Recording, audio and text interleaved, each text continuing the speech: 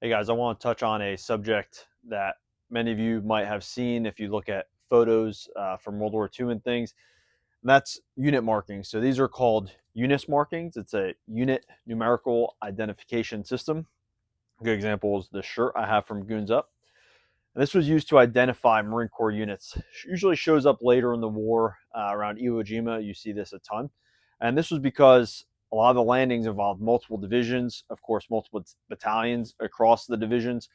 And a lot of times these units would get mixed up on the beach or as they moved inland. So as a way to reduce friction for commanders on the beach, on the ground, to grab Marines that belong to them.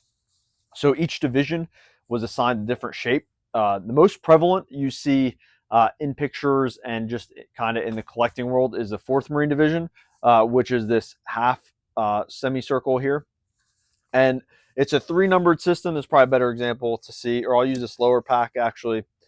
So you see the half circle for the 4th Marine Division, and then the numbers represent the regiment, the battalion, and then the company or battery.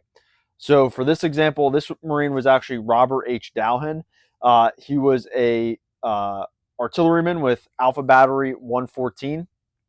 He was wounded in action on Saipan, and then he went to 3-5 in Korea in 1952. He was probably recalled to active duty. I haven't pulled his file yet, but we'll get back to you about that one.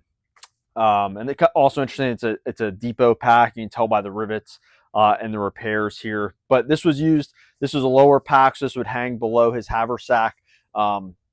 But this was used, say you're on the beach, you're a commander, you can walk up and down to the company, and sometimes different units had SOPs for rank above this, or even platoon. But you could go up to Marines and basically see exactly who your Marines were and who they belong to.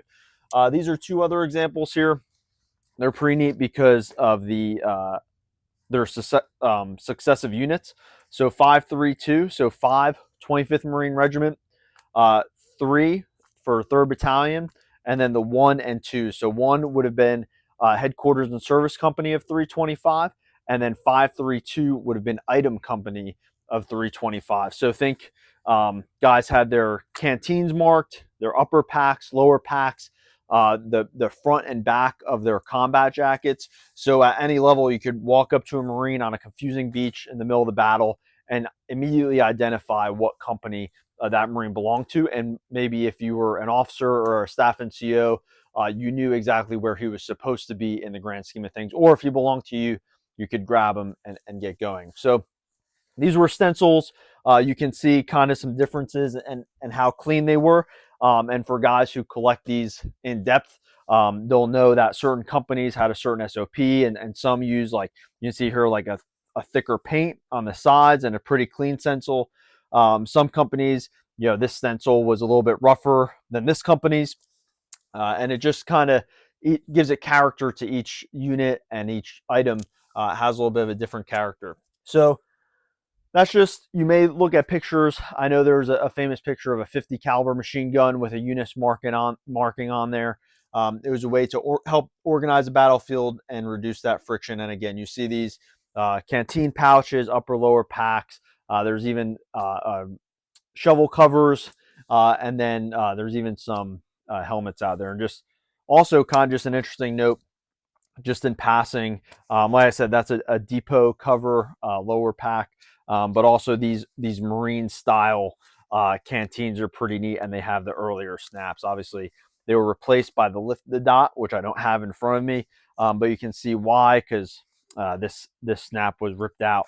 But these were made by the Marine Depot. We used to manufacture our own gear in Philadelphia, and that's where both these came from. So you can tell the packs, the Marine packs that were made by the Marine Corps, had rivets on here when Syscom was actually hooking and jabbing and making our own equipment, whereas ones that were contracted out maybe by Boyd would have kind of a sewn tab here, and then same with the Marine style.